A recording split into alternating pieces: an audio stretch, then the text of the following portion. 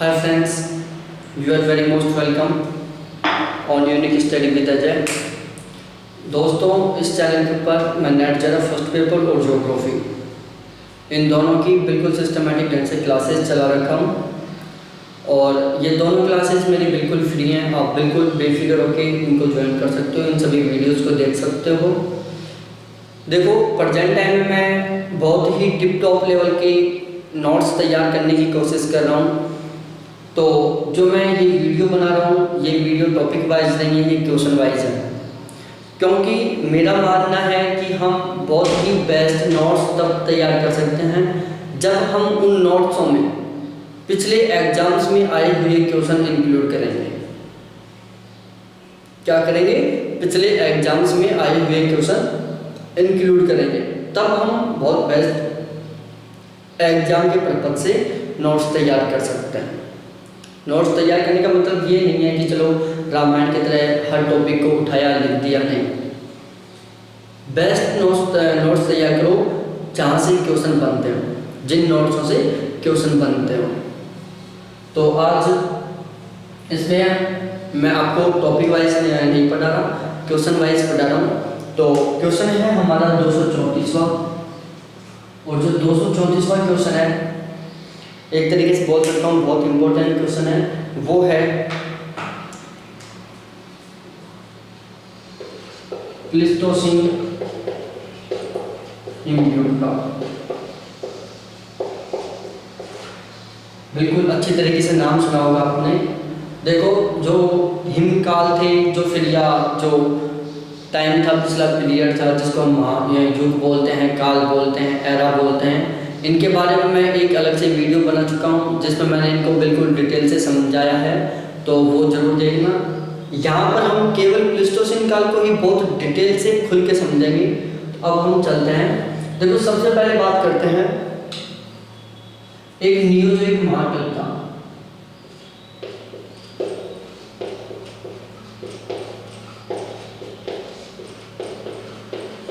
क्या था? एक नियोजोइक महाकल्प था जिसको नूतन महाकल्प, चतुर्थ युग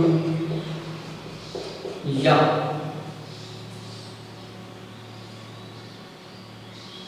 इन तीन नाम से जाना जाता था। क्या था? एक नियोजोइक महाकल्प था जिसको नूतन महाकल्प और चतुर्थ युग, इन दो नामों से जाना जाता था। इसको दो पार्टों में डिवाइड किया गया। पहला था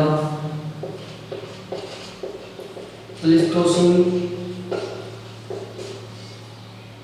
और दूसरा था होलोसीन। प्लीस्टोसीन और होलोसीन कि जो नियोजोइक महाकल्प था, जिसको नूतन महाकल्प या चतुर्थ युग बोलते हैं, इसको दो पार्टों में डिवाइड किया गया, एक होलोसीन, दूसरा प्लीस्टोसीन। अब यहाँ पर हम बात करेंगे प्लीस्टोसीन हिमयुग के बारे में। देखो, यहाँ पर से हम बिल्कुल टॉप बिल्कुल पॉइंट टू पॉइंट बात करेंगे जो एग्जाम में आते हैं। प्रायद्वीपीय भारत, प्रायद्वीपीय भारत प्लीस्टोसीन हिमयुग में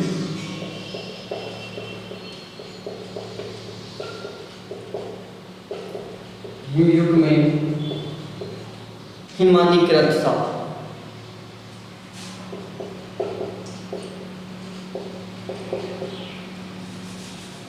कि जो प्लीस्टोसीन प्रायद्वीपीय भारत था, ये लिख लिया होगा आपने,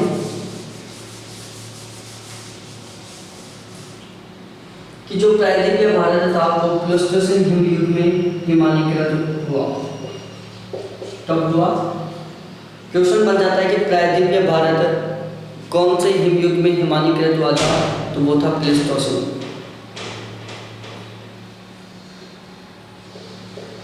प्लीस्टोसीन हिमयुग के अंत में, प्लीस्टोसीन हिमयुग के अंत में हिम चादर पिघलते गए। दूसरी बात कि जो प्लीस्टोसीन हिमयुग था उसके अंत में जो हिम चादर थी वो पिघलती गई। उड़ने वाले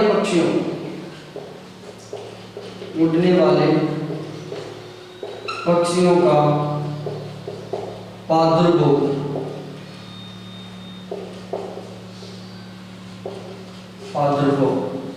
कि जो उड़ने वाले पक्षी थे उनको आविर्भाव बोल सकते हैं। आविर्भाव कि उड़ने वाले पक्षियों का आविर्भाव प्लेस्टोसीन हिमयुग में था। कि जो उड़ने वाले पक्षी थे वो प्लेस्टोसीन काल में आए थे। क्वेश्चन आ जाता है कि उड़ने वाले पक्षी सर्वप्रथम किस काल में आए थे, तो वो था प्लेस्टोसीन काल।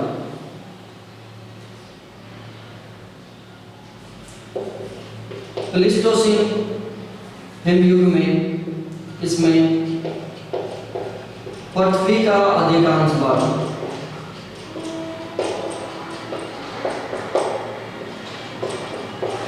जो प्लेस्टोसीन हिमयुग था इसमें पृथ्वी का अधिकांश भाग हिमाच्छादित था।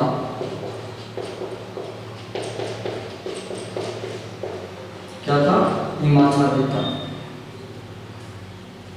कि प्लेस्टोसीन काल में पृथ्वी के अधिकांश भाग पर हिम फैली हुई थी। उसके बाद प्लेस्टोसीन हिमयुग के बारे में हम बात करेंगे।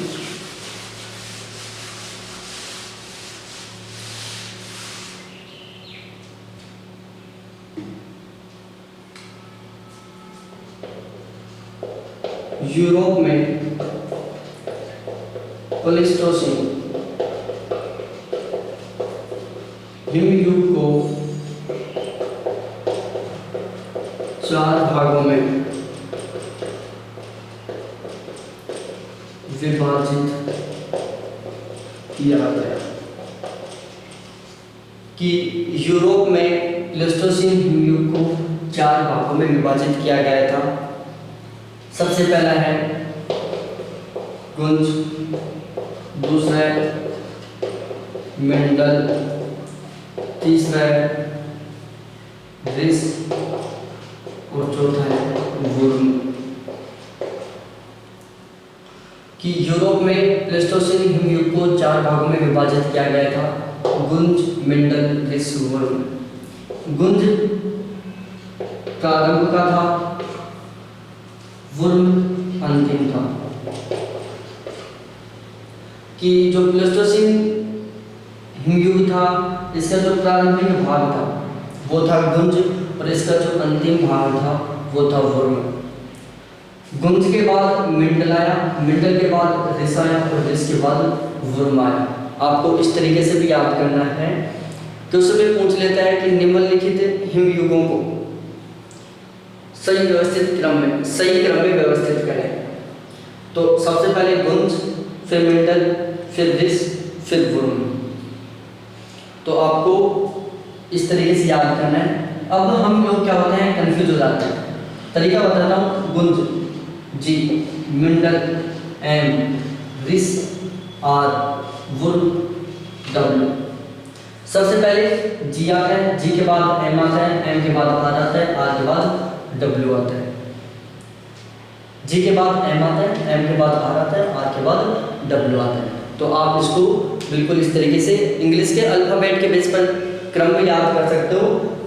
जी एम आर डब्ल्यू बिल्कुल सीरियल वाइज चलना है आपको। गुंज, मेंडल, रिस, वुर्म। उसके बाद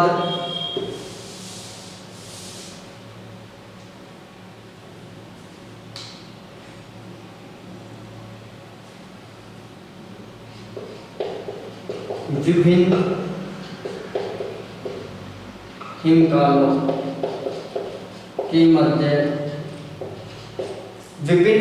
के मध्य उष्णकाल देखे गए। विभिन्न हिमकालों के मध्य उष्णकाल देखे गए जिन्हें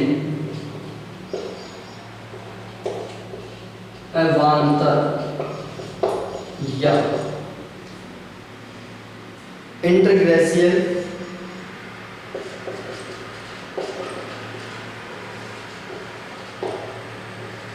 इंटरग्लेशियल पीरियड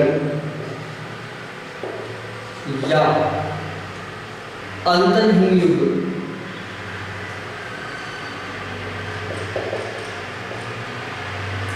अंतरहिम युग कहते हैं कि विभिन्न हिम कालों के मध्य उष्ण काल दिया गया जिसको अवांतर युग, यहाँ पर युग भी और जोड़ देना, अवांतर युग या इंटरग्लेशियल पीरियड या अंतरहिम युग भी बोलते हैं। जैसे गुंज और मिंडल, इसके बीच में एक उष्ण काल आया, फिर मिंडल और ऋषि के बीच में एक उष्ण काल आया, ऋष और वरुण के बीच में एक उष्ण काल आया। तो जो ये बीच के उष्ण काल थे इनको क्या बोलते हैं? अवांतर युग या इंटरग्लेशियल पीरियड या अंतरहिम युग बोलते हैं।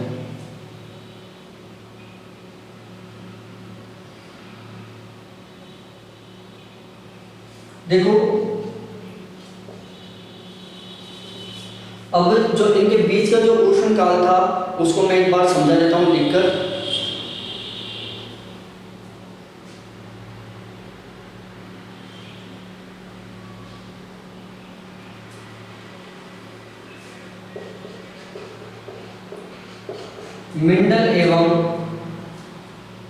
मिंडल व ऋष के बीच, मिंडल व ऋष के बीच का अंतरहिम काल सबसे लंबा था, सर्वाधिक लंबी अवधि वाला था। कि मिंडल और ऋष के बीच में, मिंडल और ऋष के बीच का जो अंतरहिम काल था वो सर्वाधिक लंबी अवधि वाला था। क्वेश्चन आ जाता है कि कौन सा अंतरहिम काल सर्वाधिक लंबी अवधि वाला था, तो वो था मिंडल और ऋष के बीच का। उसके बाद हम नेक्स्ट बात करते हैं बिल्कुल इसी तरीके से।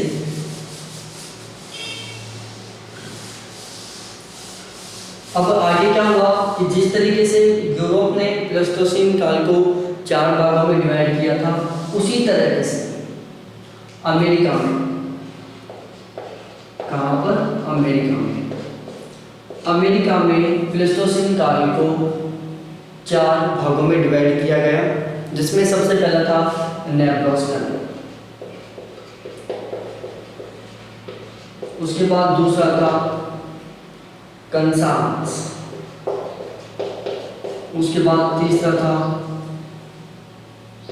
इलिनॉय और चौथा था विस्कॉन्सिन।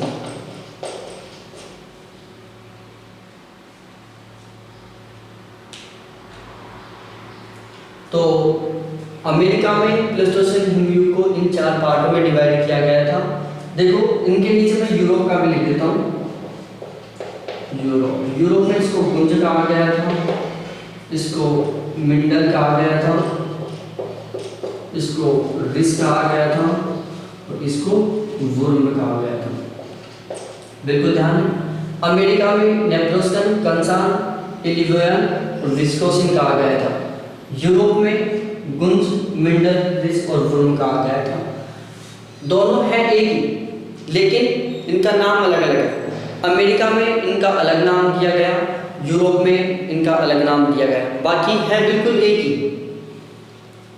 तो सबसे पहले हम बात करते हैं जो नेब्रास्कन और कंसान, इन दोनों के बीच में जो अंतरहिम युग था वो कौन सा था?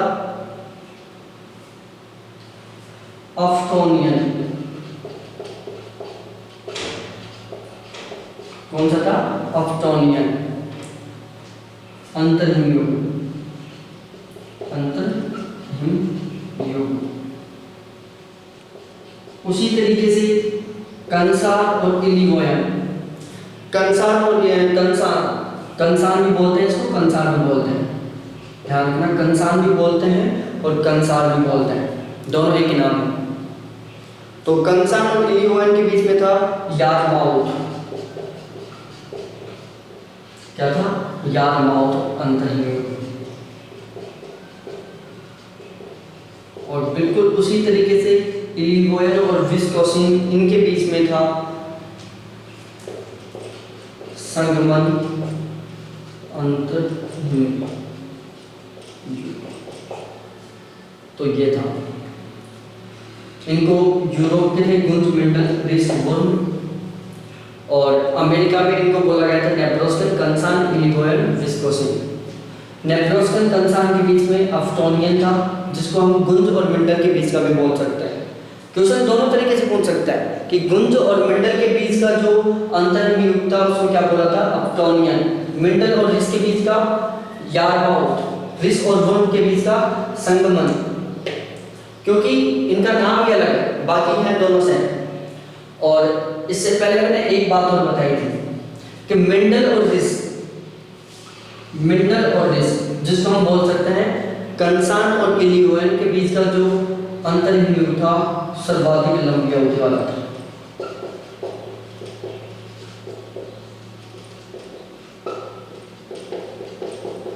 क्या था?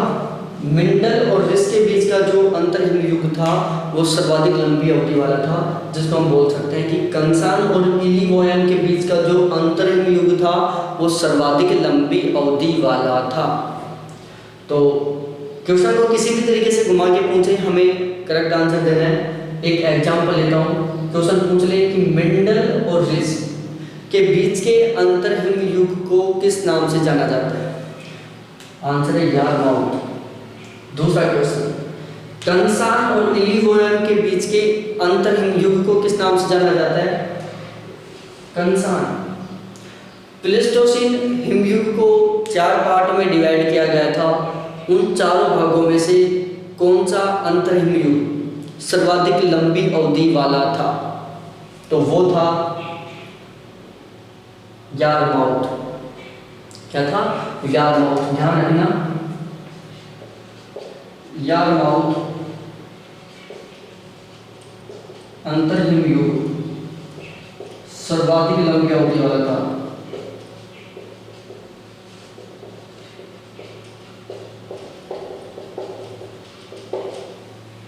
तो ये आपको अच्छे तरीके से समझ में आ गया होगा। प्लेस्टोसीन हिमयुग मैंने कोशिश की है बहुत अच्छे तरीके से समझाने की।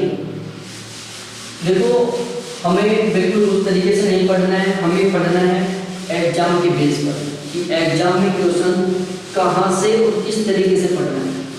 क्योंकि मैं 2 रूल फॉलो करता हूँ। पहला रूल है पहले एग्जाम पास करो, नॉलेज जिंदगी भर बढ़ाते रहना। मेरा दूसरा रूल है सिलेक्टेड कंटेंट पढ़ोगे एग्जाम टॉप करोगे, अनसिलेक्टेड कंटेंट पढ़ोगे एग्जाम में फेल होंगे।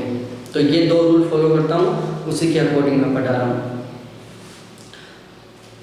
उसके बाद नेक्स्ट क्वेश्चन है 235वां क्वेश्चन। वैसे ये क्वेश्चन यहाँ पर कंप्लीट नहीं हो पाएगा। इस क्वेश्चन का और भी कुछ इम्पोर्टेंट बचा हुआ है जो मैं आपके साथ आगे डिस्कस करूँगा। चतुष्फलक सिद्धांत। चतुष्फलक सिद्धांत सबसे पहले इसके प्रतिपादक कौन है? Lothian green.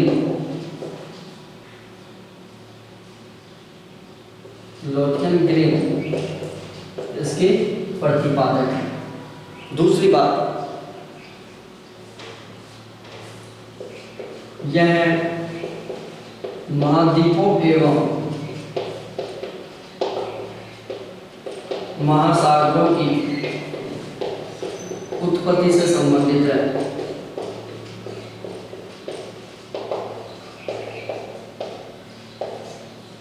यह महाद्वीपों एवं महासागरों की उत्पत्ति से संबंधित है। तीसरी बात, यह संकुचन की शक्ति पर आधारित है।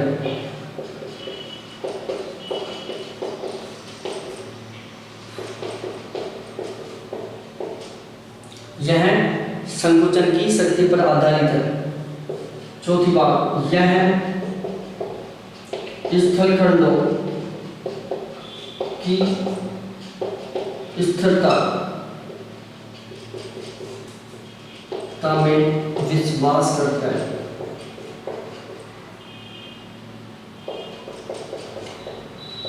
एवं वैगनर के महाद्वीपीय विस्थापन सिद्धांत का विरोध करता है।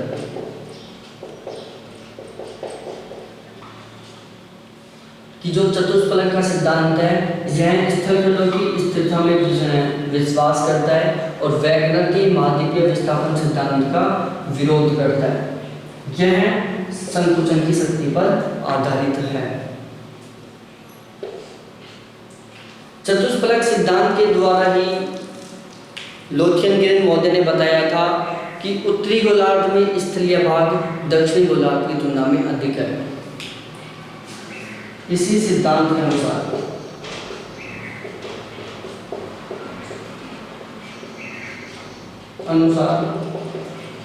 बताया गया था कि उत्तरी गोलार्ध में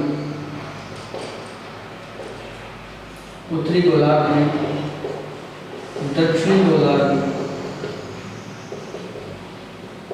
की तुलना में, इसी सिद्धांत के अनुसार बताया गया था कि उत्तरी गोलार्ध में दक्षिणी गोलार्ध की तुलना में स्थलीय भाग अधिक है। एक पॉइंट ये है कि चतुष्फलक सिद्धांत के द्वारा ही लोथेन महोदय साहब ने बताया था कि जो उत्तरी गोलार्ध है उसमें दक्षिणी गोलार्ध की तुलना में स्थलीय भाग की अधिकता है। किसकी? स्थलीय भाग की अधिकता है। इन्होंने बताया था इसी सिद्धांत के अनुसार कि प्रशांत महासागर, इसी सिद्धांत के अनुसार बताया गया था कि प्रशांत महासागर सबसे बड़ा महासागर है।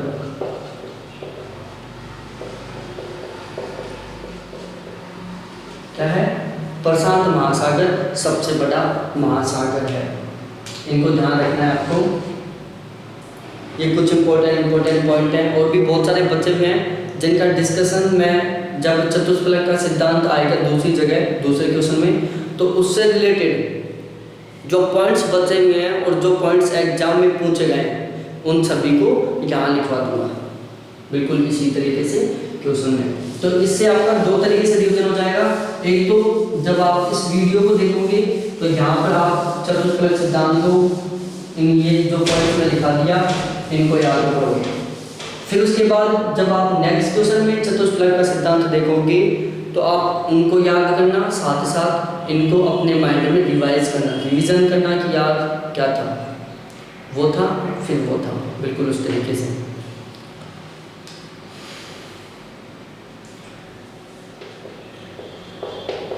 चतुष्फलक की रचना, चार संभव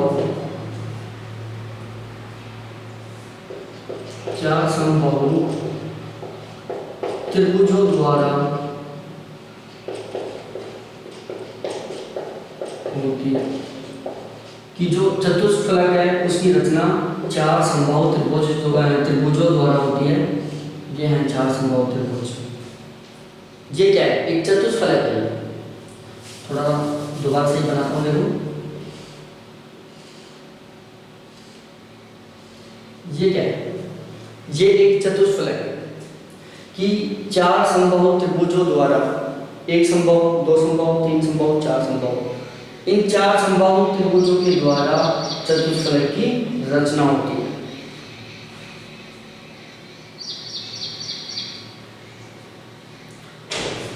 ग्रीन के अनुसार,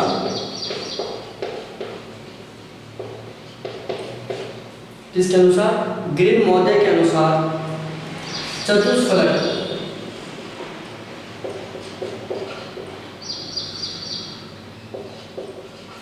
चतुष्फलक आकृति के चपटे भाग पर आकृति के चपटे भाग पर महासागर।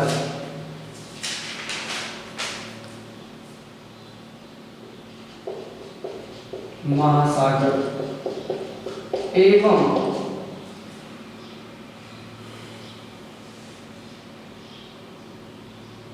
एवं किनारे वाले भाग या कोणात्मक भागों पर महाद्वीप है। महाद्वीप होते हैं। देखो मैं यहाँ से समझाता हूँ। लोथियन ग्रीन के चतुष्फलक सिद्धांत के अनुसार जो ये चपटे भाग हैं, कौन से? ये चपटे भाग 1, ये चपटा भाग 2, ये चपटा भाग 3 और ये चपटा भाग 4। इन चारों भागों पर क्या है? 1, 2, 3 और 4।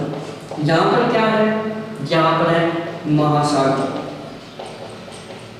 चारों चपटों भागों पर महासागर है। ये है कोणात्मक भाग A, B, C, D। जो ये कोणात्मक भाग है A, B, C, D, कोण वाले 1 भाग, 2 भाग, 3 भाग, 4 भाग, तो इन A, B, C और D ये जो चारों कोणात्मक भाग है यहाँ पर है महाद्वीप। कि चपटे भागों में महासागर है और कोणात्मक भागों में महाद्वीप है।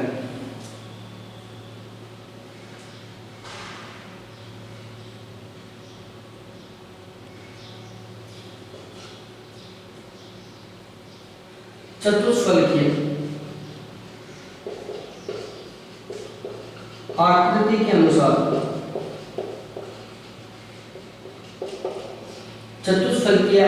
के अनुसार महाद्वीप एवं महासागर की चतुष्फलकीय आकृति के अनुसार महाद्वीप एवं महासागर की प्रतिध्रुवीय स्थिति होती है। कि चतुष्फलकीय आकृति के अनुसार महाद्वीप एवं महासागरों की प्रतिध्रुवीय स्थिति होती है। कैसी होती है? प्रतिध्रुवीय स्थिति होती है। जैसे इसको इस तरीके से डिवाइड करो, ये इस तरीके से, तो क्या होता है? प्रतिध्रुवीय स्थिति होती है। महाद्वीप एवं महासागरों की प्रतिध्रुवीय स्थिति होती है। उसके बाद नेक्स्ट क्वेश्चन पर डिस्कस करते हैं 236वां क्वेश्चन।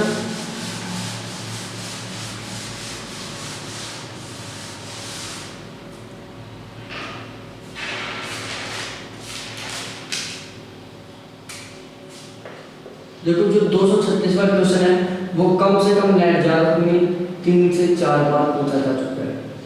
कॉलेज लेक्चरर के एग्जाम की बात की जाए तो इनमें ये कम से कम 10 बार पूछा जा चुका है। नेट जात के पेपर में 3 से 4 बार पूछा जा चुका है। मध्य प्रदेश, बिहार, छत्तीसगढ़, झारखंड, हरियाणा, इनके कॉलेज लेक्चरर के एग्जाम में कम से कम ये क्वेश्चन 10 बार पूछा जा चुका है। बिल्कुल एज इट इज क्वेश्चन उठाते हैं, कोई चेंजिंग नहीं करते। ये एक गोला बनाते हैं, क्या करते हैं? एक गोला, ये एक गोला बनाया,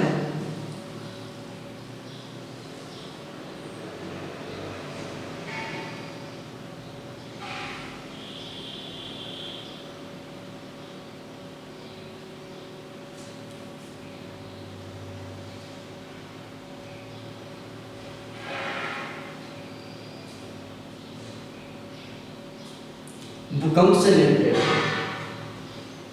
किससे रिलेटेड? भूकंप से रिलेटेड है ये question. A, B, C, D, ये 4 पॉइंट है।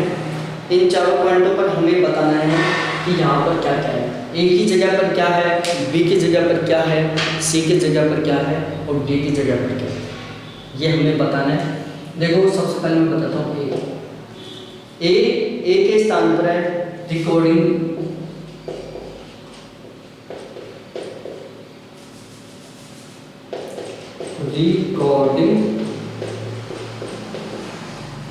पॉइंट या रिकॉर्डिंग स्थान। ए पर है रिकॉर्डिंग स्थान, बी पर है भूकंपीय तरंग। क्या है? भूकंपीय तरंग। सी पर है फोकस। फोकस को हम हिंदी में बोलते हैं भूकंप उत्पत्ति केंद्र।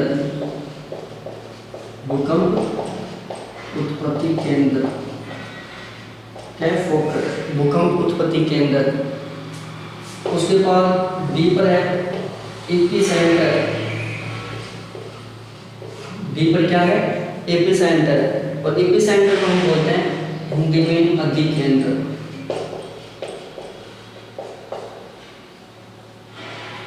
ये यहाँ पर क्या है? रिकॉर्डिंग पॉइंट है जहाँ पर सबसे पहले भूकंपीय तरंगें उत्पन्न होती हैं। फिर उसके बाद ये क्या है? यहाँ पर भूकंपीय तरंगें। यहाँ पर क्या है? फोकस, जहाँ पर भूकंपीय तरंगें उत्पन्न होती हैं। और ये है डी, जिसको हम बोलते हैं एपिसेंटर, जहाँ पर भूकंपीय तरंगें सबसे पहले महसूस की जाती हैं। भूकंपीय तरंगें सबसे पहले कहाँ महसूस की जाती है? एपिसेंटर पर। तो ये हमारा एक क्वेश्चन था जो कंप्लीट होता है। बिल्कुल ये क्वेश्चन इसी तरीके से कई बार पूछा जा चुका है, तो इसलिए इसको ऐसे कैसे आपको याद करना है सही ढंग से। अभी मैंने भूकंप का टॉपिक नहीं पढ़ाया है, लेकिन जब मैं भूकंप का टॉपिक पढ़ाऊंगा वहाँ पर इन सबको मैं इंक्लूड कर दूँगा, क्योंकि मैं भूकंप को एक साथ बिल्कुल कंप्लीट तरीके से पढ़ाने की कोशिश करूँगा, बिल्कुल इस तरीके से टुकड़ों में नहीं। जैसे मैंने ज्वालामुखी को एक साथ पढ़ा दिया है, पवन द्वारा, नदी द्वारा, हिमानी द्वारा, परिहिमानी द्वारा, कास्ट, इन सभी के द्वारा निर्मित अपरदनात्मक, निक्षेपात्मक स्थलाकृतियों को इनके क्या क्या कार्य होते हैं, इनसे रिलेटेड क्या क्या इंपॉर्टेंट पॉइंट है, इन सभी को मैंने डिटेल से पढ़ा दिया है, बिल्कुल मैक्सिमम लेवल का। मरुस्थल को मैंने बिल्कुल मैक्सिमम लेवल में पढ़ा दिया है एक साथ। डेल्टाओं को मैंने बिल्कुल मैक्सिमम लेवल में पढ़ा दिया है। अपवाद तंत्र को मैंने बिल्कुल मैक्सिमम लेवल में पढ़ा दिया है डिटेल से। और ज्वालामुखी को भी मैंने बिल्कुल डिटेल से मैक्सिमम लेवल में पढ़ा दिया है। जो चट्टान है, आग्नेय, अवसादी और कायांतरित, इनको भी मैंने बिल्कुल मैक्सिमम लेवल में पढ़ा दिया है। अब हम नेक्स्ट बात करते हैं क्वेश्चन नंबर 237।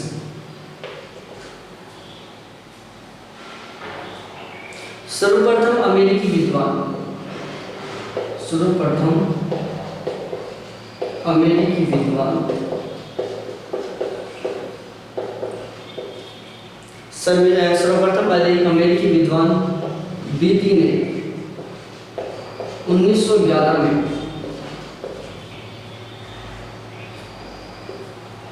चूने की चट्टान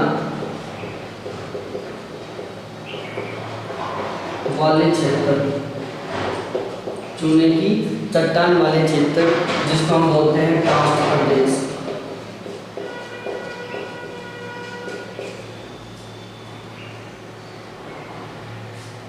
के लिए, चूने की चट्टान वाले क्षेत्र के लिए अपरदन चक्र की संकल्पना का प्रतिपादन किया।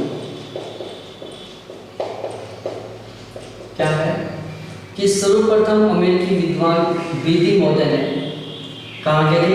अमेरिका के थे। उन्होंने 1911 में चूने की चट्टान वाले क्षेत्र या कास्ट प्रदेश के अपरदन चक्र की संकल्पना का प्रतिपादन किया था।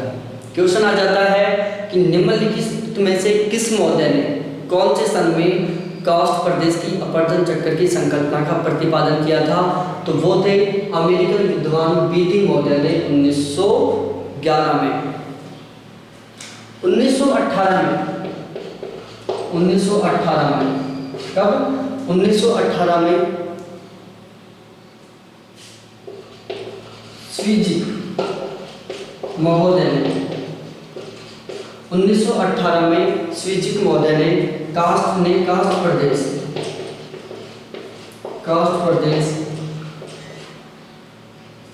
में चक्रीय अवस्था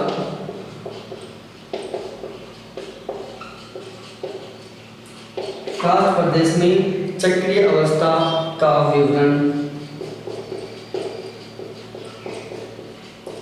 प्रस्तुत किया।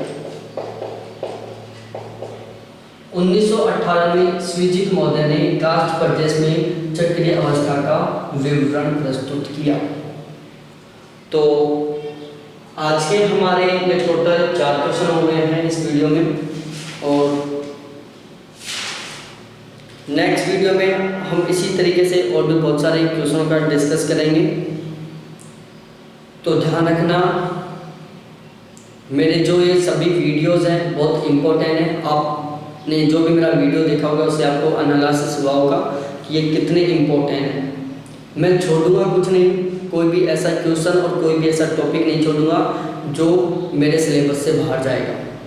कोई भी ऐसा क्वेश्चन नहीं रहेगा जो मेरे पढ़ाइयों से बाहर जाएगा। 100% उसी में से आएगा। अब डिपेंड आपके ऊपर करता है कि आप कितना पढ़ते हो।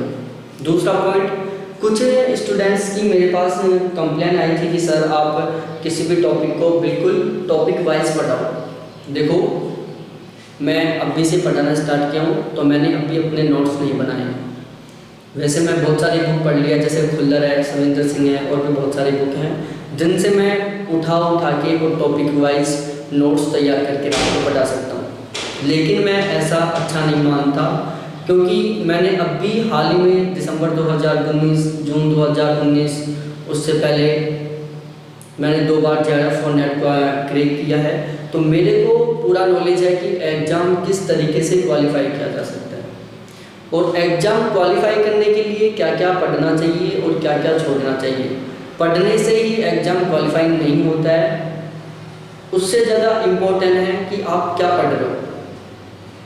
तो मैं इस तरीके का कंटेंट बनाने की कोशिश कर रहा हूँ जो कि पूरा का पूरा एग्ज़ाम के पर्पज से बहुत महत्वपूर्ण हो।